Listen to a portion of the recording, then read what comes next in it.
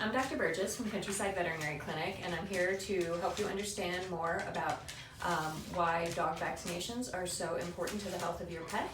My assistant Courtney is here today. She'll be asking me some questions that'll guide me in answering you on what we do with dog vaccinations at Countryside Veterinary Clinic. Dr. Burgess, what exactly are vaccines? Vaccines are inactivated, killed, or parts of viruses and bacteria that can affect your dog in a negative manner. They stimulate an immune response without actually getting the animal sick, so that when it is exposed to the naturally occurring virus or bacteria, the immune system is ready for it and can fight it off. How do vaccinations impact the health and well-being of my dog?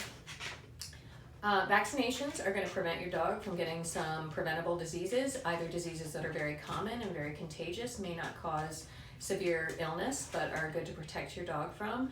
There are also vaccines against diseases that can cause severe illness and death. So those are all things we want to prevent your dog from getting whenever we can. Are these vaccinations required by law? The only vaccination required by law in Maryland is the rabies vaccination. That is required for all dogs, cats, and ferrets greater than 16 weeks of age. If your dog, cat, or ferret were to bite an individual and not be vaccinated for rabies, you could be visited by the health department, required to quarantine. So it's important that you're vaccinated to protect your animal as well as to protect other people.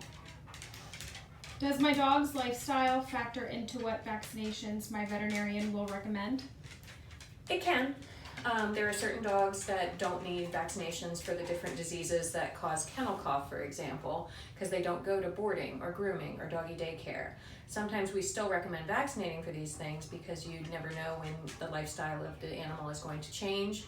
But for the most part, there are certain dogs who don't need vaccination for those type of contagious diseases. There are also differences in where an animal lives, whether it may need a certain vaccine. For example, in Maryland, we vaccinate for Lyme, whereas in other places where it's not as prevalent, they may not. How soon should I get my dog vaccinated?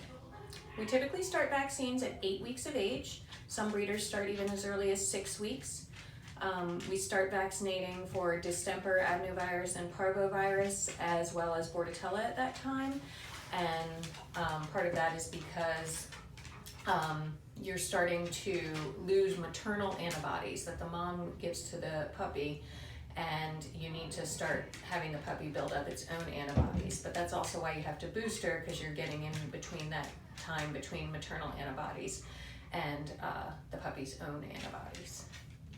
Do I really need to avoid allowing my puppy to socialize with other dogs until they are fully vaccinated? Typically, we recommend not socializing with any unknown animals or in places where a lot of unknown animals or wildlife may congregate.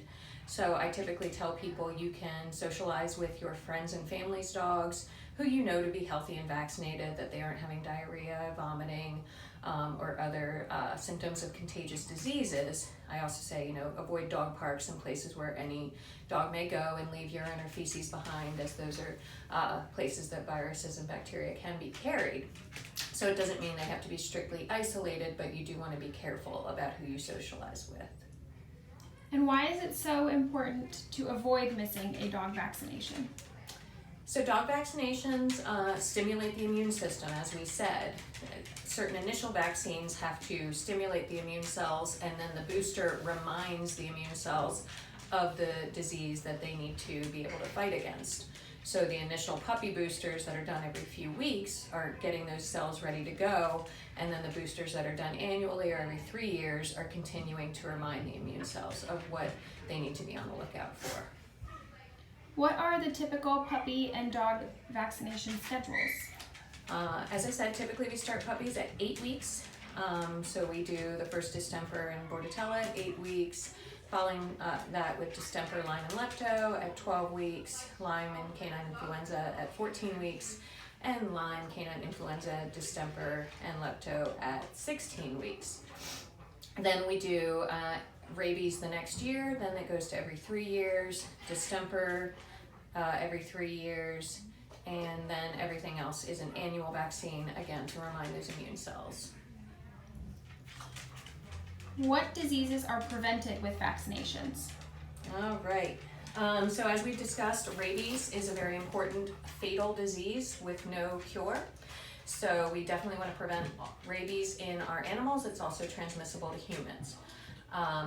So we give all of our companion animals rabies vaccines because we can't vaccinate all the wildlife. Distemper is also a very real and very fatal disease.